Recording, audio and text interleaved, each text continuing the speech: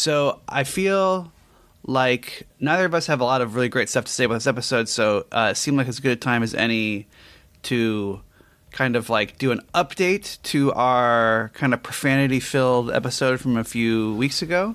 Oh, okay. I didn't realize there was more more following up on that. I think it's just sort of more like just kind of tracking former Star Trek cast members and their various political statements or whatever. I did. So I don't know if you were familiar with this. I guess I'm going to quickly sidetrack us and then we can get back to that. So I don't know how much I want to dox the family members, but my wife works in advertising. And so like obviously with the Super Bowl was sort of keeping up with all of the big like ads and things that were happening in the Super Bowl. And I guess William Shatner was in an ad. Well, I learned about this today when I was doing my pre-show prep for what we're about to talk about. But yeah, go on. Did you like? Are you like familiar with it at all? Or I looked. I did not watch it, but I saw that he had posted some like clips of it. So I was like, oh, okay, it's like he's making fun of his last name. Yes, being the past tense of a swear word, and then and using it to sell Raisin Bran, like Raisin Bran. Yeah, yeah. Which is like it's one of those that. Like, the first time they do it in the ad, you're just like, did they know? Did they realize? And then you're just like, oh, yes, that's in fact the point of the ad. It gave me a very complicated... I didn't watch it because I am so unplugged from the Super Bowl these days. I went to a Super Bowl party, and I did not watch the game at all. I just, like, hung out with some people who were also there to not watch the game. Yeah, that's fun. And I also... Like, I kind of make it a game... You know, like how some people are like... How long can you go during Christmas season without hearing Last Christmas? Oh, Whamageddon. Like I sort of, yeah, I'm sort of like, how far can I go during Super Bowl season before learning who's in the Super Bowl? Sure. And I think on like the Friday before, I saw a billboard with like the betting odds for like New England versus the Seahawks, and I was like, oh, okay, I guess that's who's in it, you know? Yeah, that's fair.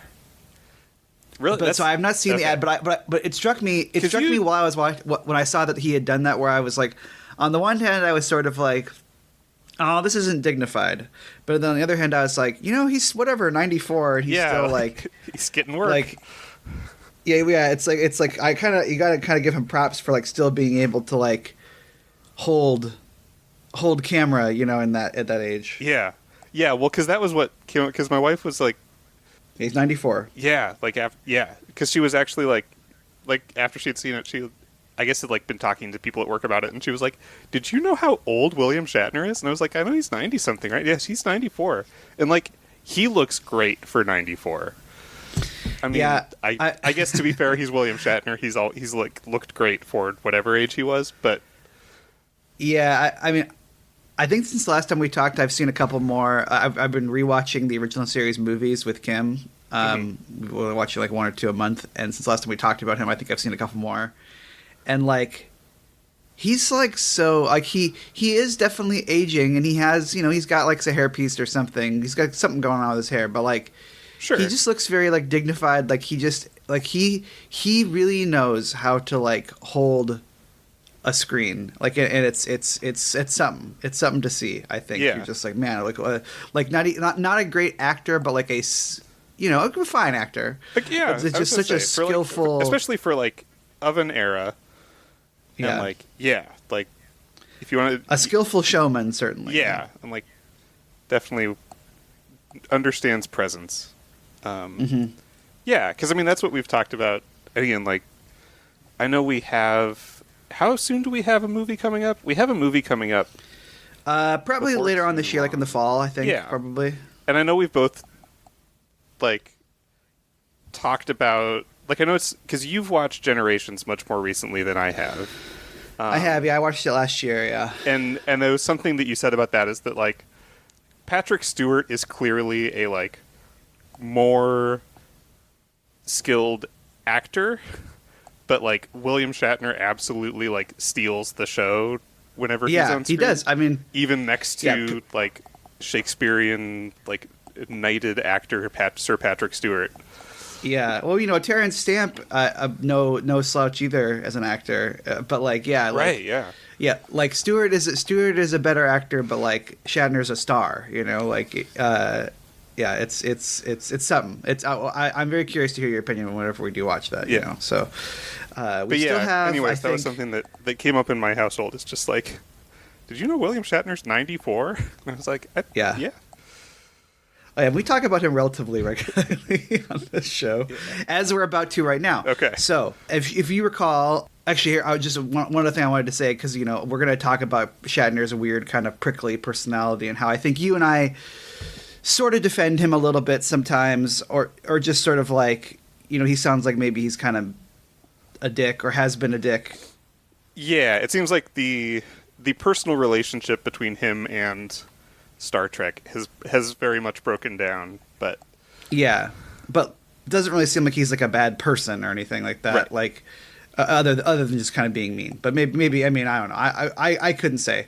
One thing I did notice that we did notice though when we were watching Undiscovered Country is that he and Takei are never in the same place in that movie. Oh, really? Like, they like we were watching this. Oh yeah, they certainly were never on set together. Which I was like, that Interesting, yeah. has to be because they were fighting. Like, yeah. because if you remember, like, And still are to Takei this spends day. Yeah, because isn't it like Sulu and Scotty are just kind of like trying to solve a little murder mystery the whole time? No, Scotty is sometimes with I mean he's less, but like he is sometimes with Or is it Chekhov and Scotty that are... so it's like so sometimes they go some of them go over and hang out with Sulu, but like it's Sulu is like a captain of his own ship and that's is just right, on yeah. that ship the entire time. Okay. And there's a scene at like the end of the movie when like the rest of the cast has been reunited on one ship and then Sulu's on the other ship and then like This has to be on purpose. Shatner is like, farewell, like you did a great job or whatever, and then like they fly, and you're just, and then there's like a big shot of like the entire rest of the cast except for Sulu, just kind of like linger on them. It's like, Wild. man, they really just like could not have been in the same room together, like that. That has to be why, like, but anyway, so. If you recall, when I really went off on the Stephen Miller, Yeah. and Elon Musk stuff about them talking about Starfleet Academy, a show that I would say that you and I are both in the middle of watching, and we'll have probably finished watching by the time this episode comes out, and we'll have our own opinions about This it. might come. This will probably come out after. Yeah, our it will. show about it, right? Yeah. Yeah, and I think neither of us necessarily like loving it, although I will say certainly watching this episode we're about to talk about, like I was Yes. like, oh, I would take Starfleet Academy over something like Yes, this. it's any day very of the week, solidly but- in the exact middle of the like Paramount Plus shows. Yes, I think that's yeah. I mean, because how many Paramount Plus shows have there been? Like, It's I think it's including- fine, right? I guess unless you want to talk about like short treks or whatever, but not counting shorts. So But it's yeah, like it's- we'll just- count Prodigy too for the sake of this. So it's like what? oh, okay, yeah. I guess I wasn't thinking about Prodigy.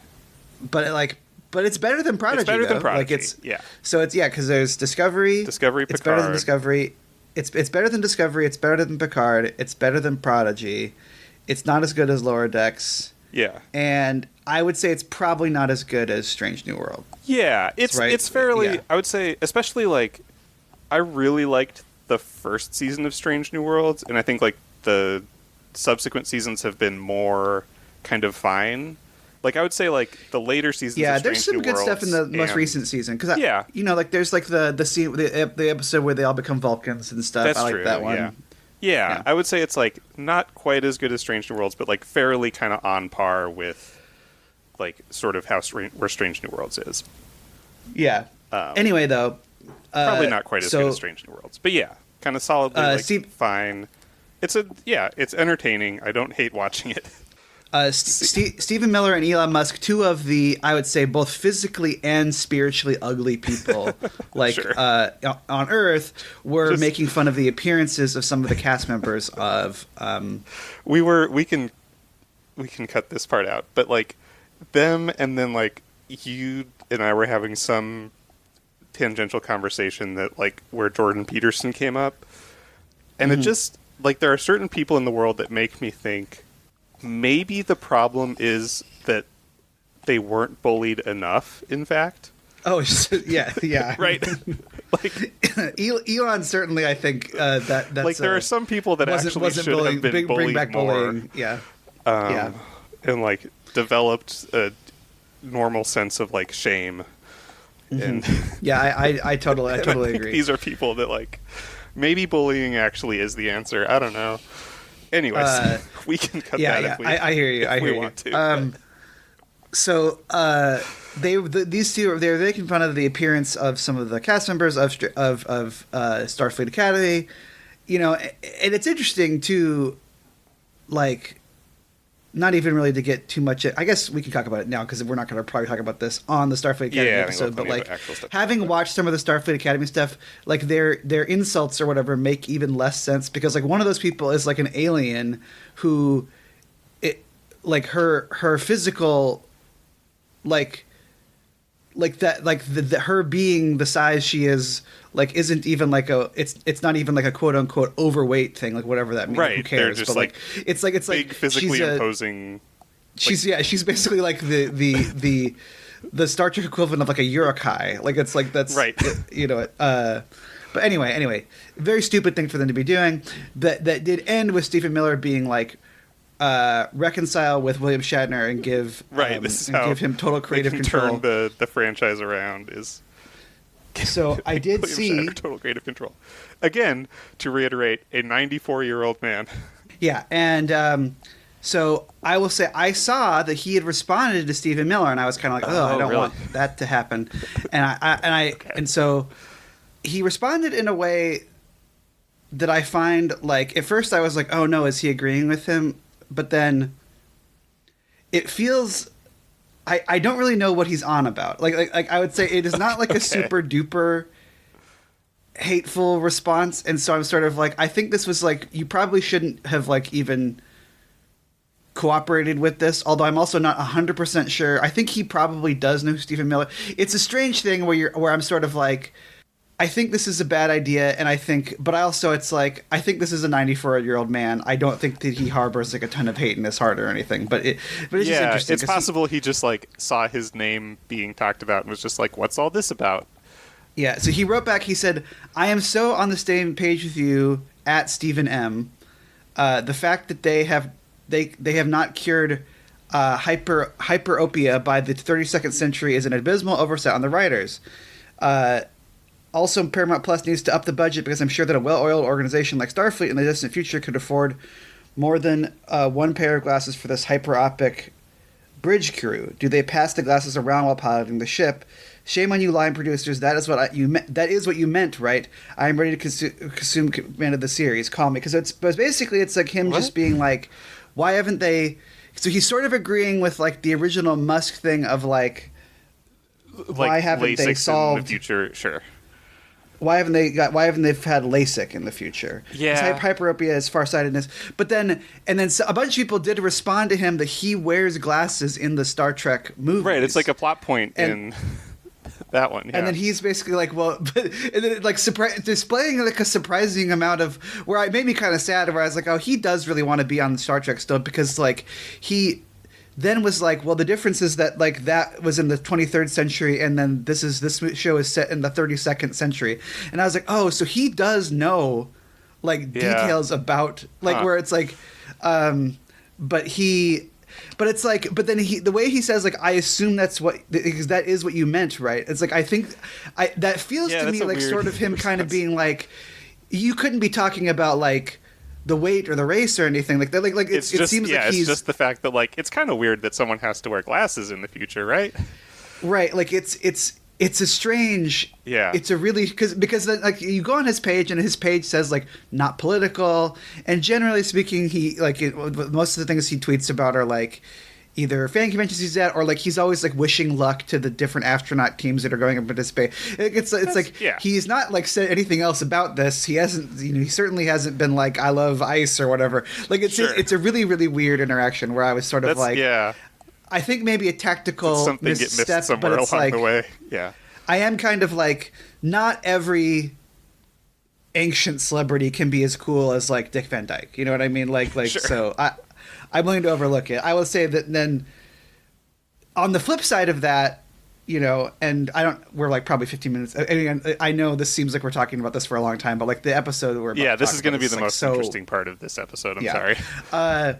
So kind of on the opposite end of the political spectrum, someone who I guess probably agree with more than Shatner on some things, but like as always has to do it in like the most annoying way possible. Will Wheaton we did is talk over about on this. Yeah. Will Wheaton's over on Blue Sky, talking about like how much he hates Trump and ICE and stuff, and I certainly agree with all that stuff. I'm not here to say that Will Wheaton's wrong about that, but he actually I have to find the thing that I sent you because I think he got so beaten up over this that he deleted the post. I'm actually because I went on Blue Sky to look at it. It's not there. So I was happy to see that. So because he's talking about this is like after the Alex Preddy stuff, and he says like every single POS MFer who voted for Trump or didn't vote at all held the gun that put 5 bullets into the head of an innocent man who was already subdued and presented no threat. They helped murder him. They own this. And then someone says, never blame the people who did not vote, as we will need them as allies next time. Blame people who didn't give them like good options, basically. And then Will Wheaton says, but they had something to vote for. It was and is called 250 years of flawed American democracy.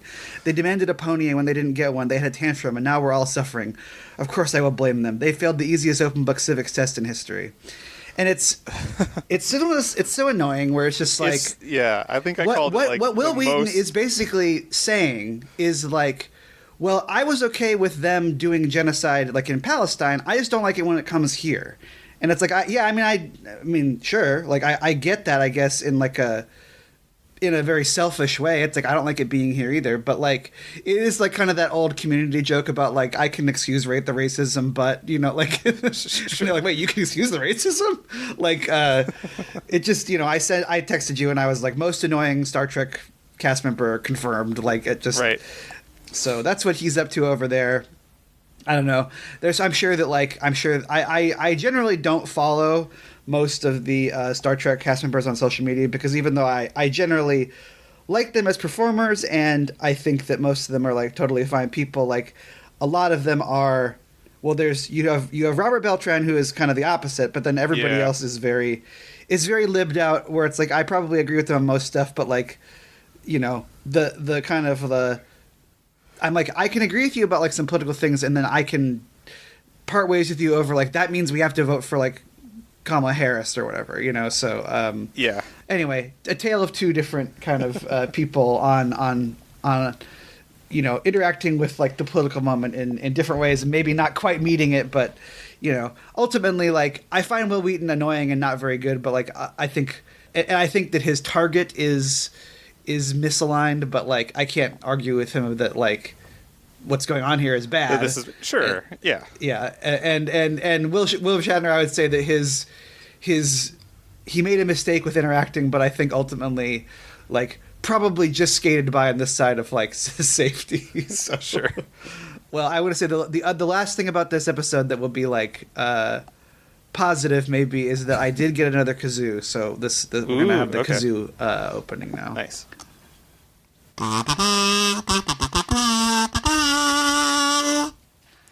Hi everybody, and welcome to Out of Contreks, a show where two guys who have seen part of Star Trek try to watch all of it in no particular order. I'm Ryan Howard. And I'm Brady Jungle. Do you think we should today, just what? like do you think we should just like lay down a recording of it and insert that, or it's part of the charm that it's done live every It's part time? of the charm that lets my kids break it or I lose it or whatever. Yeah, I don't know. I mean, I it's easier to edit when I just have it, when I just That's do it fair. live. Yeah, that's true. Well, today we're talking on Out of Contreks, show where two guys who have seen part of Star Trek try to watch all of it in no particular order. I'm Ryan Howard. And I'm Brady Jungle. Today we're talking about 2 of 1, which is Star Trek Picard, Season 2, Episode 6, written by Cindy Appel and Jane Maggs, and directed by Two Takes Frakes. We'll try not to hold that against him. Yeah. The memory alpha synopsis is: with the help of Talon, Picard and the crew infiltrate a gala on the eve of a joint space mission to protect one of the astronauts they believe to be integral to the restoration of the timeline, Renee Picard. Corey makes a startling discovery about her father's work. Now, you just said you won't hold against Jonathan Frakes like how bad this episode is, because this is a pretty tough episode. I will mean, say that's just because I like Jonathan Frakes. I actually like, but well, like the direction of this is fine, I guess, unless he was involved with. I think what you and I would agree is probably like one of the worst uses of in media res. Yes. Like. In fiction, like in this episode, right. like one of the Which dumbest, like, most pointless. And I get, and I do like remember how like Picard season 2 really did hit like every single one of your like pet peeves about media. Yeah, but, it was like someone made a season of television to annoy me specifically. Yes, but I know this is one of the things that like you in particular like have a real problem with. Well, it's like so many things. It's like where it's like I always say like I don't like narration in movies and TV and stuff, but like Star Trek can get away with narration like because they know how to do it, and it's like and it's like really with anything like that it's like since the originals, yeah. But also it's just sort of like anything is permissible if you can do it well, and so like there are definitely like movies and TV that use in media res well, it's like like Michael Clayton is like a great movie where like you see that, Yeah, or even like I guess spoilers, our next episode is going to be one where it starts with the end of the episode and like uses that as a framing device for the story, and I think it works in that one. Generally, I think it generally works quite well in that episode. And so it's like it's anything, it's like if you can get away, if you're good at it, if you're good at what your job is, then you can get away with it. You can do anything. You can break any narrative conceit. It's like you don't have to have them save the cat or whatever. If you have someone kill the cat, but you're good at making a movie or a show, then you're allowed. But sure. This is not that. Like this is really bad.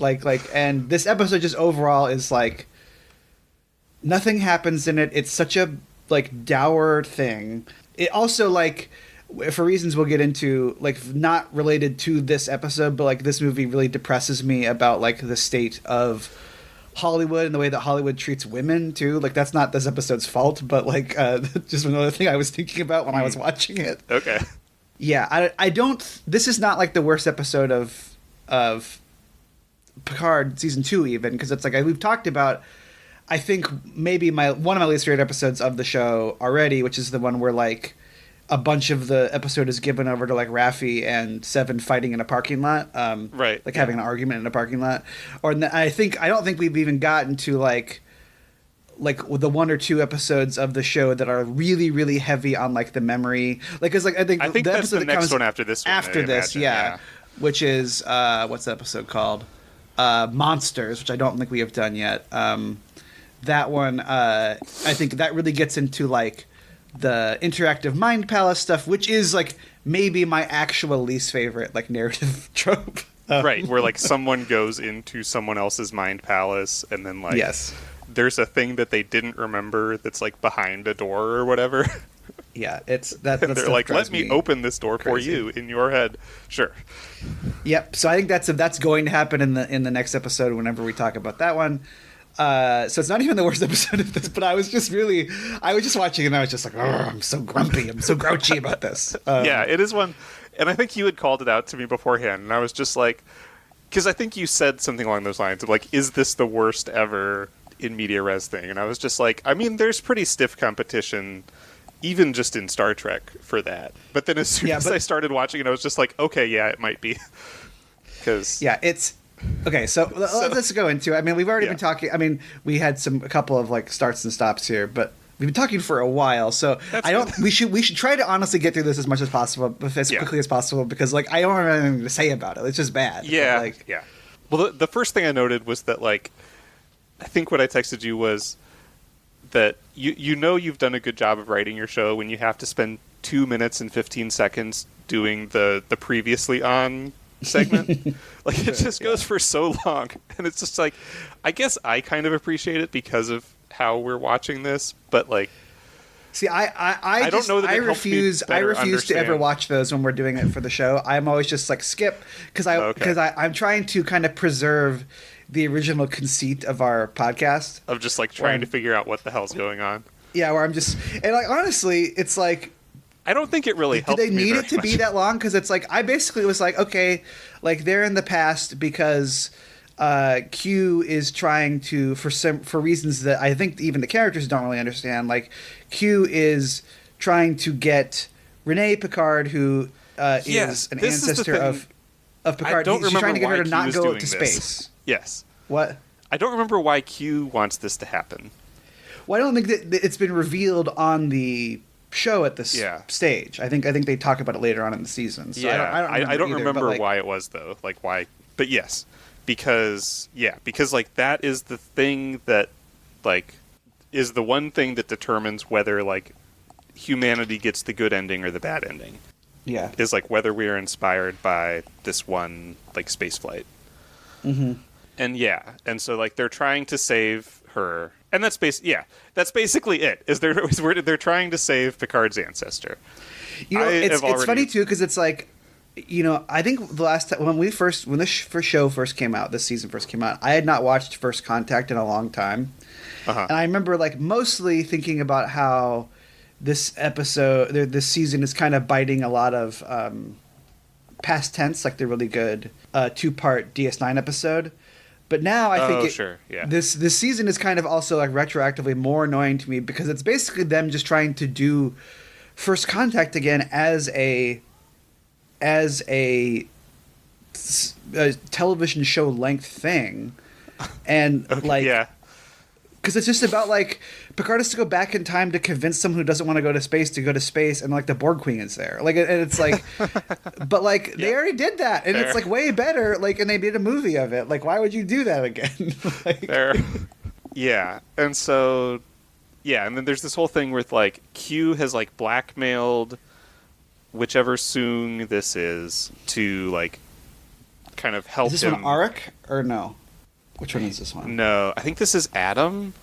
I think Arik is Arik the one in Enterprise? Maybe. One of them. Yeah. It's a Soong, which I did because I'll get to that later. Yeah, so he convinces him to like or blackmails him with like stuff to do with his daughter to like help him stop Renee Picard from going to space. You're right. It is Adam.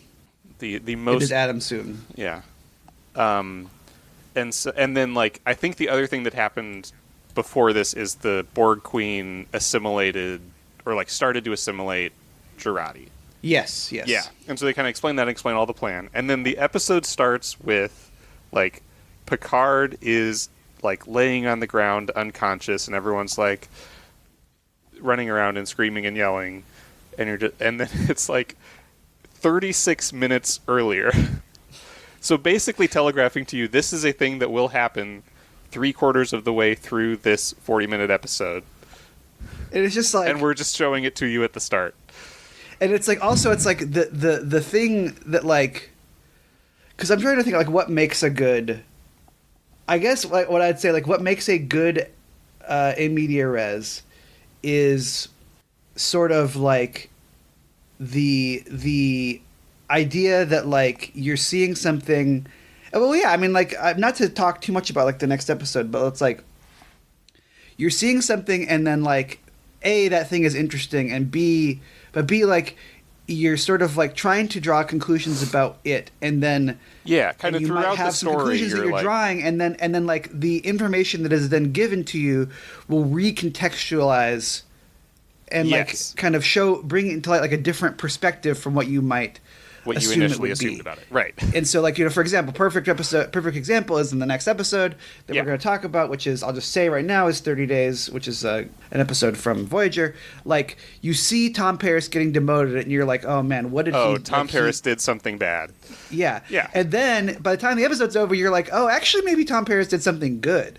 Like, and you kind of let you chew on it, and it's like, then I would say that the cheap version of the reason why most in media res exists Is that this was the only Dan Harmon part said of the that I episode. the thing that Dan Harmon said that I've never been able to like forget is just that like it's just you don't have the beginning of your episode is boring and you need to have something that happens that's interesting at the beginning of it so that people will watch it. I would say that this fails even on that level. Right, like, that's not really that interesting. That like he's it's just like not, on the ground that being big like, of a oh, moment when it like, happens, because then they just move, like, go on and do other things afterwards. Like, it's not even like the it's not it's not even the end of the not episode. like, apex of the episode, or like the linchpin of like the story. Yeah, it's just the like I guess most like the most kind of dramatic image is just like Picard got hit by a car. But it isn't even like the most dramatic image. It's like what they should have, like if you're going to do an immediate res of this episode, probably what you should have done is you should have just had an immediate res of Girardi singing. Like that's the most like kind of interesting thing I think that happens in the thing where you're sort of like, why is Girardi like doing like belting a show tune in this dress like at like in the middle of like a dinner party like that right. and then that one you but could then you again have to explain why, and it still doesn't make sense. But sure. Well, no, but it's like but like even that you could be like, oh, what's she doing, and then like you could do the thing where you recontextualize, oh, it's like the Borg is doing it, you know. I mean, again, I'm not even saying that would be good, but like that would be better. Right. Than this, just being like, oh hey, oh no, like point, this old Picard man is like, hit by a car. It's like, do you think Picard will die with 4 episodes left in the second season of the show? No, it's a show. It's called Picard. Like, right. Sure. Yeah, it's so bad. It sucks so bad. Yeah, and then again, and also like they don't, because of the whole like 36 minutes part of it. It's just like it's entirely tipping their hand that that's the case, right? Like it's just saying like right. It's just literally saying at some point during this episode, because that's how time works, this will happen. Right, yeah. And it's not far enough in the future for them to do anything where you're like, oh, I get it now. Like, it's because of this. It's like, no, it's just like, you know. And again, like, what happens is just that, like, he gets hit by a car, like, and he gets hit by a car in a, it's not like in a surprise. Right, that's it's not just like sort of in like what the episode's about. No, right. It's so bad. It's so stupid. It's such a colossally dumb idea. But anyway, I mean, like, we don't even need to keep talking about that anymore because but like it sucks. It's so bad. Yeah. So I'm realizing I took very few like notes about what actually happened in the episode, so I'm gonna have to pull up Memory Alpha here. Well, but yeah, I mean, you can pull it up. It all takes place at this like, it's this party that like this ball that's happening before the launch of the big mission that Renee Picard's going to go on, and so they're trying to like basically feeling imposter syndrome that is being exacerbated by Q and Adam Soong because they don't want her to go to space. Right. I think that previously they had revealed that like the person who plays Laris in the first season of Picard is playing a different character in this alternate past. Who for reasons and they never really explain like what's going on with that. Why that is, but yeah. But she works for the Traveler, and is like there to basically be like a guardian angel for Renee Picard. Right. And so she's like, I never interact with her, so like we have to figure out a way for her to go to space without us actually directly interacting with her ever. And so they're just like infiltrating this party. I don't really remember like what their plan is prior to what actually ends up happening to get this to happen. Yeah, no, I don't. There's a lot that I don't remember. Just like, well, why is any of this happening? And I don't remember why she is played by the same actor that plays Laris. I don't actually think that there is a reason. Like, I think that, but they like kind of in the same way because like there's a scene in this where like Picard's kind of hitting on her, which is weird. But like they talk about how like, well, you look like Laris, but you're not because she was a Romulan. And then it's like, so strange to think about. Attracted to her, and so I am also attracted to you. Like, it's so strange to think about too that like it seemed from what I've heard like. Stewart was really resistant to kind of doing like the TNG kind of like One Last Ride thing. Oh, okay. Yeah. And I think the people who kind of signed him up for the show, were kind of trying to do that from the beginning, and he was really resistant to it. And I think it's interesting because that's sort of like the case with the movies too, is that like he was sort of like, well, I want my character to have like a lot of stakes and I want to do like this or that and be like, and I think those movies kind of somewhat fall prey to like his sort of ego as like the star of the franchise. And so it's interesting. I think that though that generally speaking, people mostly agree that the first two seasons of the show don't work very well. And so he's finally like, okay, fine, I'll do the TNG thing in the third season.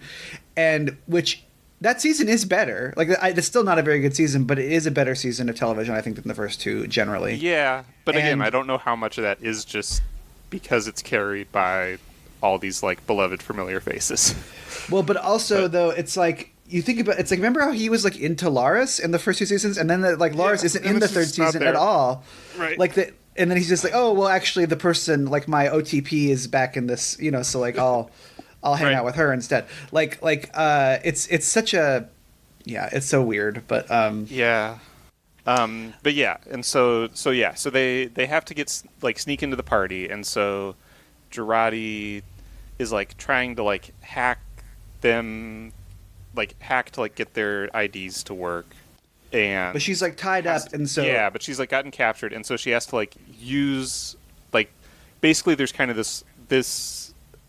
I guess this is like story-wise, this is really the only kind of plot advancing thing that happens in this episode is this sort of there's this struggle of like the Borg Queen is trying to kind of take over more and more control of her, and she's trying to keep more control. And every time that she basically they keep getting into situations where it's like, oh, we need Girardi to do this thing, and she can't quite do it, and so she has to let the Borg Queen take over a little bit more to let her do that. So she has to they're running out of time to they're standing in line, and they'll get thrown out if they don't get. It's the dramatic stakes of most of this episode. I did notice this particularly with when Adam Soong shows up and starts threatening Picard, of just the dramatic stakes is that he might get him thrown out of the party. Yeah. Which is I don't know, doesn't feel that dramatic, but yeah. And so they might get thrown out because their IDs are bad, and so she has to let the Borg Queen give her extra strength to be able to break out of the handcuffs and knock out the guards and hack into the system. Let's just say that happens 3 or 4 more times in the episode, kind of culminating in her in her doing this weird Borg argument, a thing that I do think is kind of a fun idea at this, which is basically that the Borg have assimilated one species' ability to sing really good. Yeah. And so but this, because basically at one point someone's they're about to get Picard thrown out of the party, as you were saying, the worst thing that could possibly happen. Right. And so she cuts all the lights and then sings I don't know 1/3 of a song, and everyone's oh. Yeah. And then she's kind of doing that happens in movies that you're just I don't think why does the band start playing? Yes, how do they know this jazz cover of a Pat Benatar song? They just all kind of immediately are just oh, this is what's happening now, and the bassist is just kind of just going along with it. I thought that too, because I was not only did I think that, but this time I was watching it and I was what if you were at this party? In real life, and then just the power went out and you're oh, what's going on? And then just a woman it doesn't matter how good the woman is at singing. I'd be what is this? I was watching, I was talking to my friends and I had to be paying attention to this person who is singing on a balcony. I don't go away. The idea that everyone would be oh, that was so awesome, and clap for her afterwards. I was yeah, no, I don't think that would happen. I think she would get thrown out of the party. She's not on the guest list, Right. Yeah. I mean, it is. I tried to look this up. Does Allison Pill actually is she a singer? I don't know. My only real musical experience with her is being the drummer in Scott Pilgrim. Okay. Actually, I mean, we're talking about this now because I'm just trying to summarize some of this stuff because Yeah, we could skip a lot of the part talking that happens during the episode. This is the part that people kind being of like, it is important for us to save Renee Picard. Yeah, kind of takes up most of it. The Allison Pill stuff is the stuff that kind of bummed, and I don't think I've talked about this on the podcast before. It's possible, but if I have, it's been a long time. So like, this stuff bummed me out about like Hollywood because, so Allison Pill, don't love her in the first 2 seasons of Picard, but I like Allison Pill. I've seen her in things I like. You came into this with like, I had never seen her in anything before, but I think you came into the show with like a sort of like you had seen her and liked her in other things that she's been in. I mean, notably, she's in like Scott Pilgrim, playing like probably my favorite character from the Scott Pilgrim books. Scott Pilgrim, a movie I really love, and like has like 3 or 4 like women in it that I kind of have like a huge crush on in that movie. Sure, like, and I think she's like okay in this show. I think that they don't really give her like anything like noteworthy to do, but like she's trying her best with like what they give her. And I will say that like, you know, respectfully, she wears a dress in this episode of the show where like respectfully like Baba Booey, like you know, she looks incredible. Yes. And I will say that like the show like really like allows her to feel herself in this in like these couple episodes where they're like, look at this gorgeous woman, like, and like, yeah, you know, she's doing like cool stuff. Clearly like a talented singer and like kind of yeah. No, and this episode of the show came out in, I'm going to actually look it up. This episode of the show came out in 2022. Probably was filmed in 2021. Sure. The next time I see Allison Pill in anything is in a thing I like a lot better than Picard Season 2.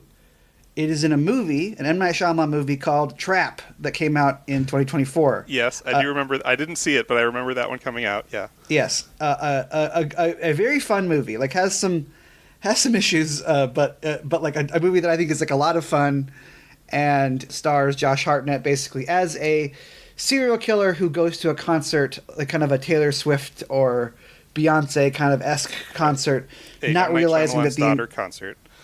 What?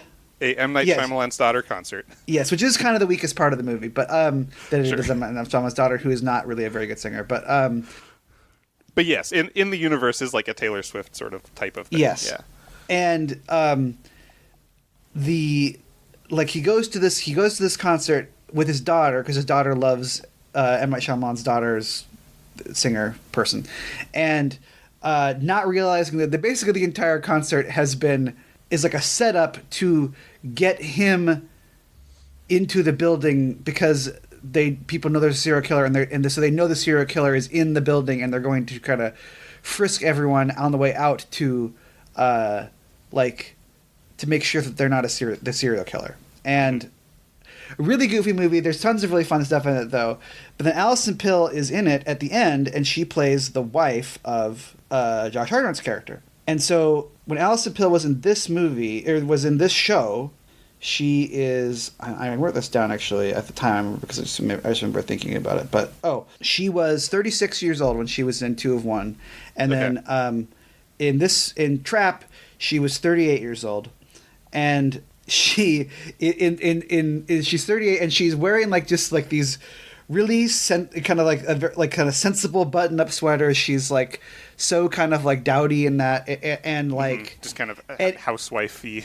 Yeah, and like and as much as I enjoy that movie, and like the movie does try to give her some kind of meat to work with at the end of the movie, but it's like it's just like really really underutilizing her, and it really bummed me out about like how like if you are an actress in Hollywood and you start to sniff 40, like they are kind of like, get out of here, and it made me sad because I was like, as much as I don't like this show at all, like the show is like, well, you have Allison Pill, like she's pretty hot, and like she's not only is she hot, but she's interesting. Like let's have her do interesting stuff, and then it's just like only a couple years later, like in a movie I basically enjoy, like it's like no, that's over now. She's playing Josh.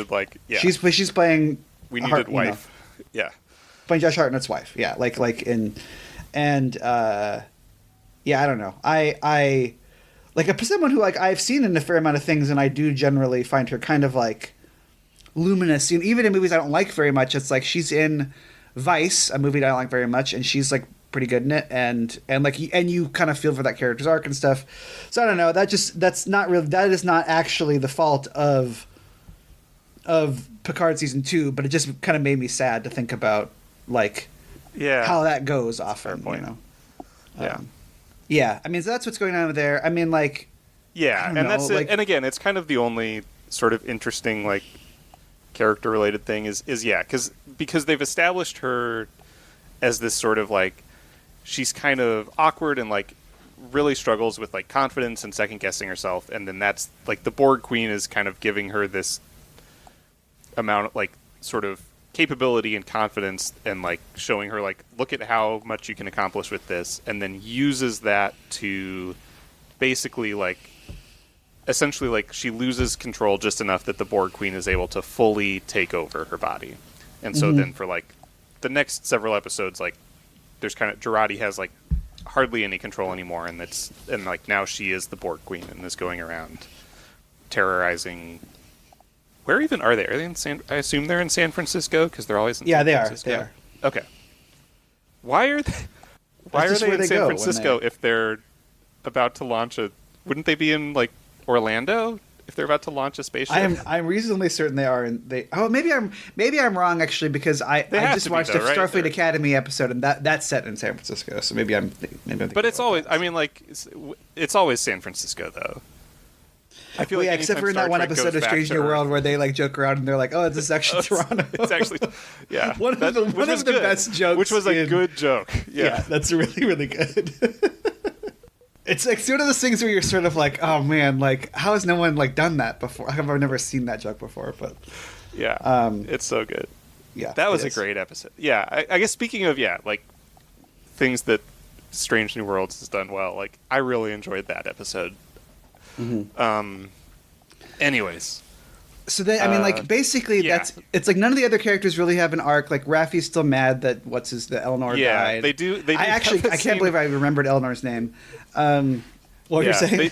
They do have. I did make a note of like there's the main like Raffi scene where she's just kind of like standing and being mad about Eleanor being dead. Like it starts with like a clear product placement shot of like a bottle of whiskey, where you can like just very clearly see the label of this like actual distillery, and I'm just like, I wonder if they knew that like when they were just like, oh yeah, put our whiskey in Star Trek Picard, that it was going to be like associated with the character with a substance abuse problem. Sure, because it is very much like all press is a good press, right?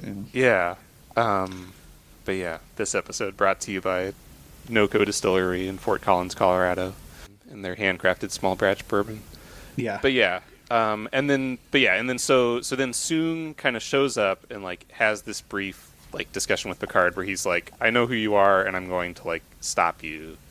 And I wrote down that Picard has to just be like, you would not believe how many people in my life I have met that look just like you. Yeah. Like, does anyone in universe ever like sort of realize how all of the Soongs look like Brent Spiner? Yeah, I don't know that anyone really talks about it. It's obviously like it's that, and also the what's his name from the Robert Picardo, like sure, that I think they do make like mention of, right? Is that like yeah I think so, that he was made to look like whatever Dr. Zimmerman, Louis Zimmerman. Yeah, and then yeah, Soong is like, again, going back to the dramatic stake, Soong is like, watch me like flex the power and influence that I have, and then basically like goes over to some security guards and is just like, can you throw that man out of the party? And then Picard has to be like shuffling away from security guards that are going to throw him out of the party. That's when he's saved by that impromptu song. And so then that's how she saves him. And then he kind of like escapes and goes to talk to Renee Picard, who is like about to kind of fully give up, and she's, like, I think they hack her phone, and so she's like telling someone like like as soon as the party's over, or like during this party, I'm going to go talk to my boss and like tell him I can't go on the mission or whatever. And then Picard goes and like has like a, kind of gives her this like pep talk. He's doing he's doing Boothby. He's basically. Sure, I think this is. I feel like that's probably their intentional like reference point, is that he's kind of like adopting kind of a Boothby, inspiring a young person sort of vibe. Yeah.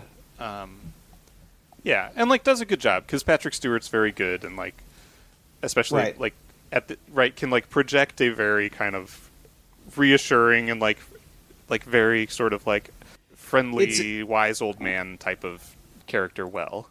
I forget what he actually says, but I think it felt inspiring at the time. It's just it's like fine. It's very replacement level. It's like it's like it's not going to rank anywhere in like the best one of those conversations in Star Trek, but it's just sort of like it's reasonably competent in an episode that is not, Yeah, I remember that being again, I can't remember any of what he said, but I remember during that part being like, this is good, this is solid. And then he gets hit by a car. And then then he gets hit by a car. Yeah, because like Adam Soong is like trying to kill Rene Picard, and so like barrels towards them in a car. I don't know how he knew she would be outside. Don't worry about it. Or like where she would be, but yeah, it's just like barrels toward them in a car, and like Picard shoves her out of the way and gets hit by the car, and then goes to like gets taken to the like sort of the like clinic doctor that I guess had been into the season earlier, that basically like is someone that runs a clinic that will take care of undocumented people, and because none of them have ID, they have to keep going to her. And she kind of like stabilizes him, but he's like not like, she's like, his brain isn't really like doing anything. And so so then Talon, the Irish Romulan, is like, well, I can sort of mind meld with him and go into his head and like help get him out, because we need him. At this point, I'm like, I really hope this episode is going to end before that happens. Blessedly, it does. And it does. Yeah. And then there's stuff with Soong and his daughter where like he comes home and he's like drunk and upset because he's like, well, I couldn't kill Rene Picard with my car. And she's like, why are you acting so weird? And then she goes and starts like Googles him and finds out that he actually has been like doing all of these genetic experiments, and I think that's the end, right? Yeah. L.A., by the way, that's where they are. They're in L.A. Oh, okay. Huh. Again, I don't know why they would be there if they're about to launch a NASA mission, but there's that weird scene. I mean, all the stuff with what's her that Issa Briones. Yeah, all the stuff with Issa Briones in this season is just sort of them being like, well, she's a series regular. Don't really know what to do with her, so. But so is the Elnor, and he's in like 2 episods. Well, he's in this episode technically. Like you see him for like 1 second. That's right. Yeah. Where she hallucinates him. Sure. Yeah. Yeah. Anyway. Yeah. Not good.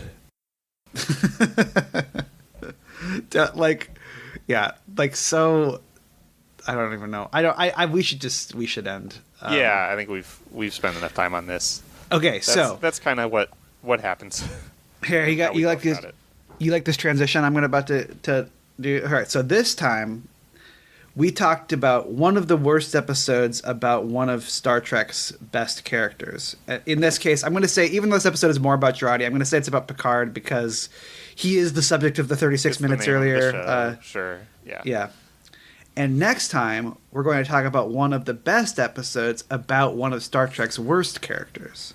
That's right. We're doing... What was the Wesley Crusher one we just did? We're doing that one again. The Wesley Crusher in a cave. The first... I thought you were going to say the first duty. No, that one actually is... Yeah. No, we are doing 30 Days, which is which episode is this? This is season 5, episode 9 of Star Trek Voyager. So you can check us out in a couple weeks. In the meantime, you can follow us on Blue Sky at Contreks. You can email us at oddcontreks@gmail.com. You can visit our website at oddcontreks.podme.com, or you can follow us on YouTube at oddcontreks. Contreks is spelled Contreks. You can also check out the other show on the Kaleidoscope Media Podcast Network, which is Here's Johnny. It's a horror media podcast, so check those folks out. And we'll see you next time. Thanks, everybody. Thanks, everyone. Bye.